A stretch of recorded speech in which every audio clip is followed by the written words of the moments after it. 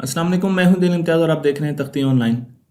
जब भी हम आसमान की तरफ देखते हैं तो हम ये अंदाज़ा लगाने की कोशिश करते हैं कि हमारी कायनात कैसी है, सितारे कैसे हैं, हमारी कायनात किस चीज़ से मिलकर बनी है। और इसके लिए पुराने वक्तों में इंसान ने बहुत से ऐसे आलात बनाए। आज भी हम हबल टेलीस्कोप को देखते हैं जो ज़मीन के गिर्द चक्कर लगाती है और वो दूर दराज की चीज़ों को देखने की कोशिश करती है। इसी तरीके से गैलीलियो ने सबसे पहली टेलीस्कोप दी जिसके ज़रिए हम हेवंस को, आसमानों को देख सकते थे, ताकि हम अंदाज़ा लगा सके कि हमारी कायनात कैसे काम करती है, हमारी कायनात कैसे बनी हुई है। कायनात के बनने के लिए हम कुछ और एक्सपेरिमेंट्स भी करते हैं। हम कायनात की छोटी छोटी माइन्यूट चीज़ों को, सब एटॉमिक पार्टिकल्स को देखने की भी कोशिश करते हैं, जिसके लिए हमने सन हेड-ऑन कोलाइडर बनाया है। यहाँ पर हम मुख्तलिफ किस्म के पार्टिकल्स को आपस में टकराते हैं ताकि हमें पता चल सके कि हमारी कायनात के बेसिक बिल्डिंग यूनिट्स क्या हैं। और जब हम ये जान सकेंगे कि हमारी कायनात के बेसिक बिल्डिंग यूनिट्स क्या हैं, तो हम ये भी जान सकेंगे कि हमारी कायनात कैसे मार्ज़ वजूद में आई, कैसे बनी और वो कैसे काम करती है। इसी तरीके से हम एलिमेंट्स को देखते हैं। हम मुख्तलिफ किस्म के एलिमेंट्स को देखते हैं ताकि हमें जियोलॉजी के बारे में पता चल सके, हमें केमिस्ट्री के बारे में पता चल सके, हमें केमिकल रिएक्शंस के बारे में पता चल सके। और अगर हम ज़्यादा नीचे चले जाएं तो हम स्टैंडर्ड मॉडल को देखते हैं। ये तमाम चीज़ें हमें अपनी कायनात के बारे में बता रही हैं, उसकी नेचर के बारे में बता रही हैं और हमारी एक्सप्लोरेशन के लिए ज़रूरी हैं। लेकिन जब हम ज़िंदगी की बात करते हैं तो ज़िंदगी को देखने के लिए सबसे पहले एक माइक्रोस्कोप बनाई गई। मैं आपको यहाँ पर ये माइक्रोस्कोप दिखा रहा हूँ। ये माइक्रोस्कोप का सबसे पहला मॉडल है जिसके ज़रिए आप छोटी छोटी चीज़ों को बड़ा करके देख सकते हैं। और जब हमने पानी के कतरे में देखा तो हमें बहुत सी ज़िंदगी नज़र आई। हमें छोटे छोटे हशरात नज़र आए।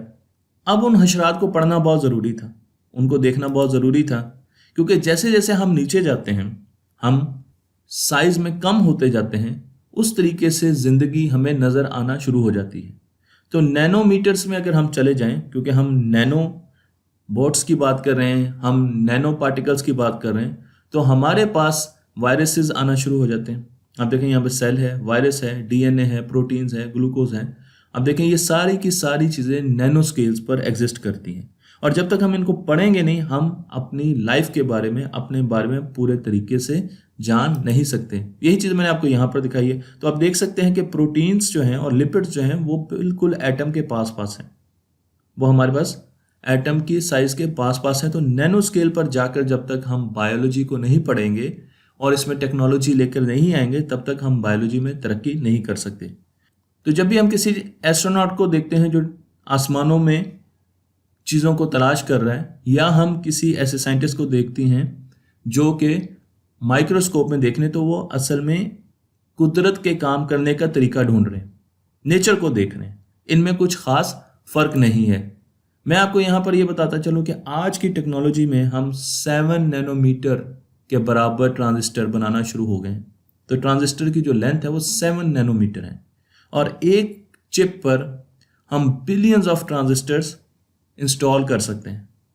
तो हम आहिस्ता आहिस्ता ट्रांजिस्टर्स को छोटा करते जा रहे हैं और एक वक्त आएगा कि हम 3D प्रोसेसर बनाना शुरू कर देंगे। अभी तक हम 2D प्रोसेसर बनाते थे, लेकिन 3D प्रोसेसर की तरफ हम जा रहे हैं क्योंकि हमने नैनो टेक्नोलॉजी में आगे जाना है। इसी तरीके से अगर आप क्वांटम डॉट्स की बात करें तो ये ऐसे नैनो स्केल पर जाकर क्रिस्टल बनाए जाते हैं जो कि लाइट को एमिट करते हैं। और अब LEDs में और दूसरी चीज़ों में ये बहुत ज़्यादा इस्तेमाल हो रहे हैं। तो नैनो स्केल की इस टेक्नोलॉजी ने हमें बहुत हेल्प की कि हम अपनी LEDs और HMIs बना सकें। अगर ज़िंदगी में देखें तो हमारे पास जो छिपकलियाँ हैं, गेकोज होती हैं, उनके पाँव में स्केल्स होते हैं जो कि दीवारों के साथ हाइड्रोजन बॉन्ड्स बनाते हैं और स्टिक कर जाते हैं। ये भी नैनो स्केल पर जाकर काम कर रहे होते हैं, हाइड्रोजन बॉन्ड्स बना रहे होते हैं। तो इनको समझना हमारे लिए बहुत ज़रूरी है ताकि हम आगे इंसानों में भी ये खसूसियात ला सकें। अगर आप सेल डिवीजन की बात करें तो वो भी नैनो स्केल पर हो रही होती है। हमारी बॉडी में हर वक्त सेल डिवाइड हो रहे होते हैं और नैनो स्केल पर ये काम हो रहा होता है और इससे कई बीमारियां भी जन्म ले रही होती हैं जिनको ट्रीट करने के लिए भी हमें नैनो स्केल पर जाना होगा। तो इसलिए हमें नैनो स्केल पर जाना होगा और अब की साइंस इस पर बहुत ज़्यादा काम करती है। तो सबसे पहले देखते हैं कि हमारा जीनोम क्या होता है, उसकी डिकोडिंग क्या होती है। मैं आपको यहाँ पर ह्यूमन सेल दिखाता हूँ, उसके अंदर न्यूक्लियस होता है, न्यूक्लियस के अंदर क्रोमोसोम्स होते हैं और फिर अगर क्रोमोसोम्स में डबल हेलिकल पार्ट्स हमें नजर आते हैं जिन्हें डीएनए कहा जाता है। डीएनए में हमारे पास मुख्तलिफ किस्म के कॉम्बिनेशंस होते हैं और इनका एक सेगमेंटेड एरिया को हम जीन्स कहते हैं। तो आप देख सकेंगे डीएनए जो है या जीन्स कह लें, ये हमारी बॉडी का कोड है। इसमें आपको एक कोड, एक सीक्वेंस नजर आएगा जो कि हमें बनाता है। हमारी आंखों का रंग कैसे होगा, हमारे बाल कैसे होंगे, हमारी बॉडी का कलर क्या होगा, हमें कौन कौन सी बीमारियां होंगी, वो सारा का सारा इस कोड के अंदर लिखा गया है।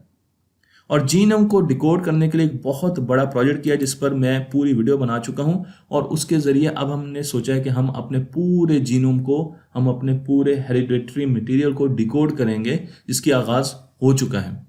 डीएनए में मैं आपको बता दूं कि यहाँ पर हमारे पास 4 बेसिस होती हैं जिसको नाइट्रोजीनियस बेसिस कहा जाता है। इसमें आप देखते हैं तो आपको साइटोसिन नजर आ रही है, ग्वानिन, एडेनिन एंड थाइमिन। ये वो कोड्स हैं जो मुख्तलिफ सीक्वेंस के साथ हमारे डीएनए में बार बार आते हैं। इनको कलर कोड किया जाता है और इनको ही हम डिकोड करने की कोशिश करते हैं। तो जब हम जीनोम को डिकोड करने की कोशिश करते हैं तो एक्चुअली इन बेसिस को डिकोड कर रहे होते हैं और अब हम इसमें बहुत ज़्यादा कामयाबी हासिल कर चुके हैं। हम इंसानों का जीनोम काफ़ी हद तक डिकोड कर चुके हैं। अभी उसमें कुछ चीज़ें रहती हैं लेकिन वक्त के साथ साथ आहिस्ता आहिस्ता वो पूरा का पूरा हमारी प्रोग्रामिंग लैंग्वेज हमारे पास आ जाएगी और हमें पता चल जाएगा कि हमें कैसे बनाया गया है। इसके लिए कंपनी इल्यूमिना ने बहुत ज़्यादा काम किया। उन्होंने 3D प्रिंटर्स दिए, सीक्वेंसर्स दिए। वो सीक्वेंसर जीनोम को डिकोड करते थे और अब ये इनका कहना है कि वो एक ऐसे सीक्वेंसर ला रहे हैं जो कि $100 में आपका जीनोम सीक्वेंस डिकोड कर देगा। तो अब बायोलॉजी को अगर हम नए तरीके से डिफाइन करें तो ये नैनो टेक्नोलॉजी है और उसके साथ प्रोग्रामिंग, ये 2 चीज़ें अब बायोलॉजी को डिफाइन करने दोबारा जा रही हैं, जिसका नाम है सिंथेटिक बायोलॉजी। सिंथेटिक बायोलॉजी एक ऐसी बायोलॉजी है जिसमें हम नैनो टेक्नोलॉजी और प्रोग्रामिंग का पूरा इस्तेमाल करेंगे। हम जीन्स को, हम पूरे जीनोम को डिकोड करेंगे, क्योंकि इसका फ़ायदा ये है कि हम सिर्फ इंसानों के जीनोम को डिकोड नहीं कर रहे, बल्कि अब हम ह्यूमंस के अलावा दूसरे जानवरों के जीन्स को और उनके जीनोम मटेरियल को डिकोड करेंगे और उससे हमें ये भी पता चलेगा कि कोई चीज़ दरख्तों के ऊपर क्यों चढ़ती है, कोई चीज़ दीवारों के साथ चिपक क्यों जाती है, कोई चीज़ अंधेरे में ग्लो क्यों करती है, और उनकी ये कैरेक्टरिस्टिक्स फ्यूचर में इंसानों के काम आ सकती हैं। मुझे पता है ये कंट्रोवर्शियल एक सब्जेक्ट है, लेकिन साइंस के तालिब इल्मों के लिए ज़रूरी है कि वो जाने कि आज की दुनिया में क्या रिसर्च हो रही है। तो मैं आपको मिलाता हूँ एक कंपनी से जिसका नाम है नैनोपोर, और इनका इस वक्त ये कहना है कि $1000 में आपको एक पोर्टेबल डिकोडर दे सकते हैं जो कि आपके जीनोम सीक्वेंस को डिकोड कर देंगे। तो इसके बीच में आपके पास यहाँ पर ग्रेफीन के नैनोपोर्स लगे हुए हैं और बीच में आप अपना डीएनए, यहाँ पर आपका डीएनए जाता है और उससे इलेक्ट्रिक और करंट के जो सिग्नल्स प्रोड्यूस होते हैं उससे हमें पता चल जाता है कि कौन सी बेस है, सी है, टी है या जी है। ये वो बेसिस हैं जो हम पहले डिस्कस कर चुके हैं। तो ये आपका पूरा का पूरा जीनोम आपको डिकोड करके दे सकती हैं और इसका फ़ायदा क्या होगा वो हम आगे देखेंगे कि आपके पास अगर अपना जीनोम डिकोड किया हुआ अपना सीक्वेंस आ जाएगा तो आपको पता चल जाएगा कि फ्यूचर में आपको कौन कौन सी बीमारियां हो सकती हैं। ये ऐसे पोर्टेबल डिवाइसेस हैं जिनका फ़ायदा ये कि इनको आप फील्ड में यूज़ कर सकते हैं। अब आपको बड़ी बड़ी मशीनरी सीक्वेंसर्स नहीं लेके जाने पड़ेंगे, आप इवन उनको स्पेस में यूज़ कर सकते हैं। तो केट रोबिन्स का स्पेस में पूरा का पूरा जीनोम डिकोड किया गया इन अपरेटसेस से जो मैंने आपको दिखाया है। लेकिन मैं आपको डॉक्टर हसल की तरफ लेके जाऊंगा जो कि इस पर बहुत ज़्यादा रिसर्च कर रहे हैं और इस प्रेजेंटेशन में भी इनकी कई रिसर्च का हम हवाला देंगे, एंड्रयू हसल का। और इनका ये कहना है कि हम बहुत जल्दी दवाइयों से छुटकारा पाने वाले हैं, क्योंकि जब हम जीनोम को डिकोड कर देंगे, हम हर बच्चे का पैदा होते ही ऐसा टेस्ट करेंगे जिसके ज़रिए एक कतरे खून लेकर हम उसका पूरा का पूरा जीनोम डिकोड कर देंगे और फिर हमें उसके अंदर होने वाली फ्यूचर में तमाम बीमारियों के मार्कर्स मिल जाएंगे कि उस बच्चे को खुदा न खास्ता कैंसर हो सकता है, शुगर हो सकता है, कोई और चीज़ हो सकती है, उसमें किसी किस्म की रिटार्डेशन है। और जब हम ये पहले जान चुके होंगे तो फिर उसके लिए उसका इलाज करना बहुत ज़्यादा आसान होगा। अब हम करेक्टिव की बजाय बाद में किसी बीमारी होने के बाद इलाज करने के बजाय पहले से उस बीमारी को जज करने की कोशिश कर रहे हैं और इसके लिए बहुत सी कंपनियां मार्केट में हैं इस वक्त। आई कार्बन एक्स इस वक्त पायोनियर है, चाइना की बहुत बड़ी कंपनी है जो कि इंसानों का डाटा बहुत तेज़ी से इकट्ठा कर रही है, उनके MRI स्कैन्स कर रही है, इकट्ठा कर रही है, उनके डिफरेंट किस्म के डायग्नोस्टिक्स इकट्ठा कर रही है और फिर उनके जीनोम्स जो है उनको भी इकट्ठा कर रही है, क्योंकि वो ये चाहती है कि उसके पास ऐसा डाटा हो जिसके ज़रिए वो फ्यूचर में लोगों को एक हेल्दी लाइफस्टाइल दे सके। तो इस पर बहुत ज़्यादा रिसर्च हो रही है और मैं आपको दिखाता हूँ कि रिसर्च कैसे हो रही है। ये आपको एक छोटा सा मैटलैब का एक कोड दिखा रहा हूँ। जिन लोगों को मैटलैब के बारे में पता नहीं है उनको बता दूं कि मैटलैब एक कंप्यूटेशनल लैंग्वेज है जिसमें आप मुख्तलिफ किस्म की रिसर्च कर सकते हैं, सिमुलेशंस कर सकते हैं, कंप्यूटेशंस कर सकते हैं, प्रोग्रामिंग लैंग्वेज है। और उसमें इस वक्त आपको स्टैनफोर्ड यूनिवर्सिटी का एक मॉडल नजर आ रहा है जो कि एक बैक्टीरिया का मॉडल है। पूरा का पूरा बैक्टीरिया का मेटाबॉलिज्म इन्होंने सिमुलेट किया है और यहाँ पर आपको पूरा एक बैक्टीरिया सॉफ्टवेयर में नज़र आ रहा है जो कि इन्होंने बनाया है और अब ये इस पर मुख्तलिफ किस्म के रिसर्च कर रहे हैं। तो मैटलैब का प्रोजेक्ट था और इसमें सिमुलेशंस बनाई हैं। सिंपल, इन्होंने एक लाइव बैक्टीरिया नहीं बनाया, सिमुलेशंस बनाई हैं। लेकिन इसका फ़ायदा क्या है? इसका फ़ायदा ये है कि हम ये जान चुके हैं कि हमारी जो लाइफ है उसको कोड करने के लिए हमें एक सिंगल लैंग्वेज की ज़रूरत है जो कि डीएनए में मौजूद है। हमें जावा की ज़रूरत नहीं है, हमें सी प्लस की ज़रूरत नहीं है, हमें सी की ज़रूरत है, हमें मुख्तलिफ किस्म की लैंग्वेजेस याद करने की या समझने की ज़रूरत नहीं है, बल्कि हमें सिर्फ एक लैंग्वेज की ज़रूरत है जो कि लैंग्वेज ऑफ लाइफ है और उसके ज़रिए हम लाइफ में किसी किस्म की चेंजेस ला सकते हैं। इसलिए जब हम ट्री ऑफ लाइफ देखते हैं तो उसमें एक नया हिस्सा आया है जिसे सिंथेटिका कहा जाता है। गोया कि ये नाम बड़ा अजीब सा है। सिंथेटिका का मतलब ये है कि ट्री ऑफ लाइफ में वो चीज़ें जो सिंथेटिक है, जो खुद बनाई गई हैं। तो फ्यूचर में अभी भी बहुत सी चीज़ें बन रही हैं, लेकिन फ्यूचर में हम बहुत सी चीज़ें खुद बनाना शुरू कर देंगे। हम वायरसेस को अभी बना चुके हैं, इस प्रेजेंटेशन में आएगा, लेकिन हम बैक्टीरियाज को और उसके अलावा हम बड़े लेवल पर एनिमल्स को खुद आहिस्ता आहिस्ता बनाना शुरू कर देंगे। तो हमारी कायनात में 3 तरीके हैं जिसके ज़रिए स्पीशीज़ को चेंज होना पड़ता है, ये चेंज किया जाता है। पहला एवोल्यूशन, दूसरा है एडिटिंग, जीन एडिटिंग, और तीसरा है डिज़ाइन। ये प्रेजेंटेशन ज़्यादा डिज़ाइन के बारे में, लेकिन हम पहले दोनों को भी डिस्कस करेंगे। तो एवोल्यूशन को समझाने के लिए मैं आपको सिंपल हार्वर्ड यूनिवर्सिटी का एक्सपेरिमेंट देता हूँ जिसमें एक पेट्री डिश है, ये एक डिश है और इसके ऊपर एंटीबायोटिक डाली हुई है। एंटीबायोटिक किनारों पर बहुत उसकी इंटेंसिटी कम है, देखें 0, 1, 10, लेकिन बीच में इस एंटीबायोटिक की इंटेंसिटी बहुत ज़्यादा है। इसका मतलब ये बीच में बैक्टीरिया को आने नहीं देगी और बैक्टीरिया जो है वो साइड्स पर रह जाएगा। लेकिन जब हमने बैक्टीरिया डाला, बैक्टीरिया को बीच में ग्रो किया, तो बैक्टीरिया साइड्स पर बहुत जल्दी ग्रो हुआ, आप देखें पहली स्टेज में। लेकिन फिर वो आगे बढ़ा, जहाँ पर एंटीबायोटिक ज़रा अच्छी थी, उसकी इंटेंसिटी ज़्यादा थी, वहाँ पर भी बढ़ गया, फिर उससे भी आगे बढ़ा। तो क्या हो रहा है? बैक्टीरिया आहिस्ता आहिस्ता इवॉल्व कर रहा है, उसके अंदर रेजिलियंस बढ़ रही है, आहिस्ता आहिस्ता बीमारियों की वो ओवरकम कर रहा है एंटीबायोटिक के असर को, और फिर आहिस्ता आहिस्ता वो एंड तक तकरीबन पहुंच गया। तो आप देख सकते हैं कि बैक्टीरिया कितनी जल्दी, वैसे तो वो बहुत जल्दी ग्रो करता है, लेकिन वो कितनी जल्दी इवॉल्व किया, उसने तोड़ निकाला इन चीज़ों का। तो इसको हम एवोल्यूशन कहते हैं और एवोल्यूशन के ज़रिए हम अपने प्रोग्रामिंग को चेंज करते हैं। हम अपने प्रोग्रामिंग को चेंज करते हैं और अपने आप को वक्त के साथ साथ बेहतर बनाने की कोशिश करते हैं। दूसरा तरीका है जीन एडिटिंग, और ये तरीका, इसके लिए एक टूल इस्तेमाल किया जाता है क्रिस्पर, जिस पर मैं पूरी वीडियो बना चुका हूँ, और इसके ज़रिए हम कुछ जीन्स के हिस्से को काट देते हैं और दूसरी जगह से कुछ जीन्स के हिस्सों को उनकी जगह फिट कर देते हैं। तो कट कॉपी पेस्ट इसका सिंपल तरीका है। मसलन आप किसी की जीन्स का कुछ हिस्सा लेकर और उसे दूसरे की जीन्स की जगह इंस्टॉल कर सकते हैं ताकि उसमें वही चीज़ें लाई जा सके। तो यहाँ पर आप देखेंगे अगर आपके पास जेनेटिक कोड इस तरीके का है और यहाँ पर बीच में आप एक हिस्सा निकाल दें और उसकी जगह दूसरा हिस्सा लगा दें। मसलन मैं आपको एक एग्जांपल देता हूँ कि चूहे चमकते नहीं हैं लेकिन जेलीफिश चमकती है, तो इसकी चमकने वाली जीन्स को अगर इनके अंदर इंस्टॉल कर दिया जाए तो ये चमकना शुरू हो जाएंगे। और इस किस्म के रियल एक्सपेरिमेंट किए गए, आपको रियल एक्सपेरिमेंट की तस्वीर में दिखा रहा हूँ जिसमें चमकने वाले चूहे आपको नजर आ रहे हैं जो कि रातों को चमकते हैं। तो इस तरीके से हम उनकी चीज़ों को चेंज कर सकते हैं। एक और एग्जाम्पल मैं आपको दे सकता हूँ जो कि इंसानों के ऑर्गन्स को ग्रो करने के लिए बनाया जा रहा है। ये बहुत बड़ा एक प्रोजेक्ट है और इसमें ऐसे जानवर बनाए जा रहे हैं जिनको आहिस्ता आहिस्ता जीन एडिटिंग की मदद से ह्यूमनाइज किया जा रहा है, यानी इंसानों के जैसा बनाया जा रहा है, ताकि इनके ऑर्गन्स को इंसानों से मिलता जुलता बनाया जा सके, ह्यूमनाइज किया जा सके और फिर इंसान इनके ऑर्गन्स इस्तेमाल कर सकें। तो ये बहुत बड़ा प्रोजेक्ट हो रहा है जिसमें कि जीन एडिटिंग का इस्तेमाल किया जा रहा है। और इसके अलावा जीन एडिटिंग के लिए को हम कैंसर के इलाज के लिए भी इस्तेमाल कर रहे हैं। हम कैंसर की जीन्स को बीच में ख़त्म करने की कोशिश कर रहे हैं और उसकी जगह नॉर्मल जीन्स को ऐड करने की कोशिश कर रहे हैं। इसके अलावा जीन एडिटिंग की थेरेपी भी होती है, मुख्तलिफ किस्म की मुख्तलिफ लोगों की थेरेपीज हो रही होती हैं जिनके ज़रिए उनमें कुछ चीज़ों को इम्प्रूव किया जा रहा होता है। तो ये कंपनी है एलिगो जो कि ये जीन एडिटिंग करती है और ये थेरेपी हमें देती है। तो ये आप इस कंपनी को फ्यूचर में एक्सप्लोर कर सकते हैं। अब हम आते हैं तीसरी चीज़ की तरफ जिसका नाम है सिंथेटिक बायोलॉजी, यानी कि हम किस तरीके से नई लाइफ को प्रोड्यूस कर सकते हैं, उनको प्रोग्राम कर सकते हैं। और ये सारी की सारी चीज़ें मैं आपको बता दूं कि ये सारी की सारी चीज़ें टेक्नोलॉजी हमें दे रही है। हम चलते हैं ट्विस्ट कंपनी की तरफ। ट्विस्ट बायोसाइंस एक बहुत बड़ी कंपनी है जो कि जीन्स को डिज़ाइन करती है, जीनोम मटेरियल को डिज़ाइन करती है, उसे प्रिंट करती है और फिर उसे लिविंग थिंग्स में इंस्टॉल भी करती है। तो इनका बहुत बड़ा प्रोजेक्ट है और इस कंपनी को आप एक्सप्लोर भी कर सकते हैं और आप देख सकते हैं कि इस तरफ को जा रहे हैं ताकि हम सिंथेटिक मटेरियल्स प्रोड्यूस कर सकें, लिविंग मटेरियल्स प्रोड्यूस कर सकें। और इसके लिए जो पायनियर हैं वो डॉक्टर क्रेग वेंटर हैं, जिनको हम अच्छे तरीके से जानते हैं और इन्होंने बहुत सी किताबें लिखी, बहुत से एक्सपेरिमेंट किए।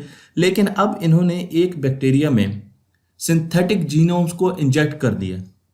तो इन्होंने जीनोम मटेरियल बनाया और उस जीनोम मटेरियल को खुद डिज़ाइन किया, उसको खुद प्रोग्राम किया और उसके बाद एक बैक्टीरिया में, जो कि आपको यहाँ पर नज़र आ रहा है, उसमें इसे इंजेक्ट कर दिया और अब उसके रिजल्ट्स देखे जा रहे हैं। तो ये बैक्टीरिया, इसमें जीन एडिटिंग नहीं की गई, इसमें जीनोम मटेरियल नया डाला गया है, उसका कुछ हिस्सा नया डाला गया है। इसी तरीके से यीस्ट जो है, खमीर, उसमें भी हम नए जीनोम्स, सिंथेटिक जीनोम्स बना रहे हैं और उनको अब काफ़ी ज़्यादा पब्लिश किया गया है। और आपको पता है कि खमीर कई जगहों पर यूज़ होता है। वैसे तो ये नशावर मशरूबात बनाने के लिए भी यूज़ होता है, लेकिन उसके साथ साथ टेक्नोलॉजी में और इंडस्ट्री में कई जगह पर इसका इस्तेमाल हो रहा है। मैं आपको एक सॉफ्टवेयर का बताता हूँ, ऑटोडेस्क बहुत ही अच्छा सॉफ्टवेयर है। मैं इस पर बहुत सी वीडियोस बनाने जा रहा हूँ फ्यूचर में और ये आपको जनरेटिव डिज़ाइनिंग देता है, फ्यूचर की डिज़ाइनिंग देता है और इसमें आर्टिफिशियल इंटेलिजेंस भी इन्वॉल्व होती है। लेकिन ऑटोडेस्क की अगर आप डिज़ाइन देखें तो आपको यहाँ पर नज़र आएगा कि ये आपको 3D प्रिंटर की मदद से पूरी इमारत और पूरे ब्रिजेस को डिज़ाइन करके देता है।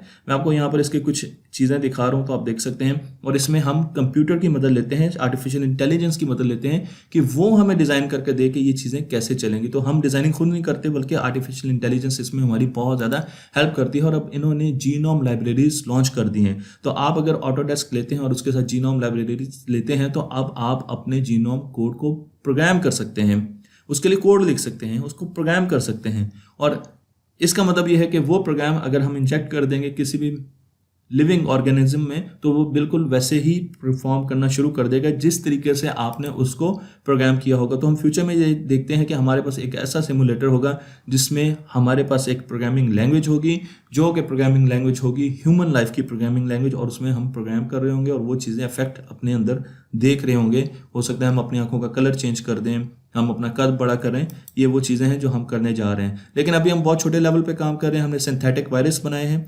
इन सिंथेटिक वायरसेस से हमने कैंसर सेल्स को किल करना है। तो ये हम बॉडी में इंजेक्ट कर देते हैं, खुद बनाए हैं, इनका प्रोग्राम खुद लिखा है, सारी कोडिंग खुद की है और इनको हम अपनी बॉडी में इंजेक्ट करते हैं। और इंजेक्ट करने के बाद फिर इनको एनालाइज करते हैं कि जाकर इन्होंने कितना कैंसर के सेल्स को किल किया है। अभी ये बहुत छोटे लेवल पर, चूहों के लेवल पर ये रिसर्च चल रही है, लेकिन फ्यूचर में ये रिसर्च बड़ी होती जाएगी। और ये डॉक्टर हैसल ही कर रहे हैं, उनकी कंपनी कर रही है। और उसके साथ साथ उन्होंने कस्टमाइज प्रिंटर बनाए हैं जो कि आपको प्रिंट करके देंगे। अगर आपने कोई भी मेडिसिन लेनी है तो वो आपको आपके लिहाज से कस्टमाइज्ड प्रिंटिंग देगी।